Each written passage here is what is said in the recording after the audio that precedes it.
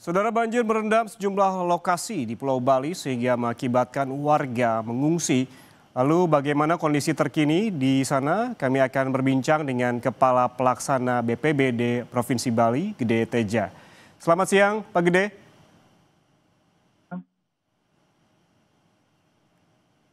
Pak Gede, selamat siang. Ya, selamat siang. Pak Gede, ini menurut data BPBD terakhir ada berapa wilayah yang terdampak banjir di Bali?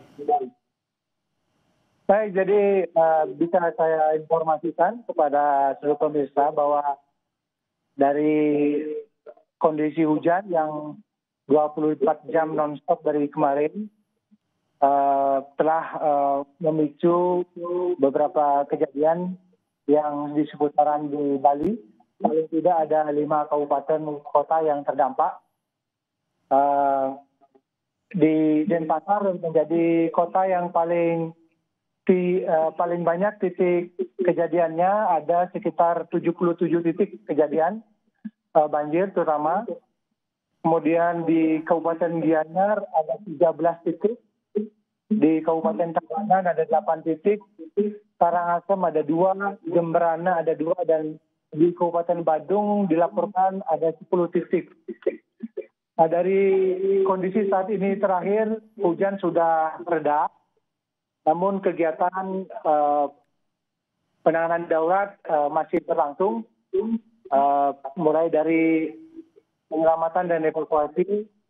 Dan sore nanti kalau sudah mulai reda hujannya, akan dilanjutkan dengan finalisasi pembersihan dampak banjir. Baik. Demikian informasi sementara. Baik, Pak Gede, dari data sementara ini sudah adakah laporan terkait dengan jumlah korban akibat banjir dan adakah juga korban yang dilaporkan meninggal dunia? Ya, sayangnya ada korban jiwa sebanyak 2 orang di Denpasar dan 1 orang di Kabupaten Gianyar. Sementara di Denpasar juga ada 158 orang yang dievakuasi untuk diungsikan dulu di tempat aman untuk sementara. Oke, artinya apakah sudah ada posko-posko pengungsian yang telah didirikan bagi warga, terutama tadi disebutkan daerah terparah di Denpasar dan juga Gianyar? Ya, beberapa tempat pengungsian sudah disiapkan. Ya, untuk sementara begitu, ada di beberapa titik di Denpasar Selatan atau Denpasar Barat untuk yang melayani korban yang dievakuasi tadi pagi. Baik, berapa jumlah total pengungsi, Pak Gede? Sementara yang dievakuasi ada 158. Dan ini artinya sudah berada di pengungsian yang tersebar di Denpasar dan juga Gianyar atau disentralkan di satu titik tertentu? Ya, tersebar di Denpasar. Oke, lalu bagaimana dengan penanganan dari korban ini? Proses evakuasinya seperti apa? Siapa yang diprioritaskan atau bagaimana mekanismenya secara teknis? Ya, ini sifatnya evakuasi sementara ya. Menunggu air surut, dan tadi pasca berhentinya hujan air sudah mulai surut. Ini harapannya mungkin bisa kembali ke rumah masing-masing. Namun demikian tetap waspada kalau terjadi kenaikan air kembali atau genangan kembali. Namun demikian tim juga sudah bersiap, artinya kalaupun dibutuhkan evakuasi seperti ini juga sudah disiapkan. Untuk di Denpasar juga berdampak kepada pasar ya, pasar Kumbasari. Jadi kios-kios pasar sempat terendam tadi pagi sampai jam 8 tadi pagi masih belum bisa dilakukan bersih-bersih. Oke. Pak Gede, kalau kita lihat banjir kali ini di Bali cukup masif begitu terjadi di beberapa titik, bahkan bukan hanya di Denpasar, tadi juga ada di Gianyar. Sebetulnya apa penyebab ataupun faktor utama dari banjir kali ini?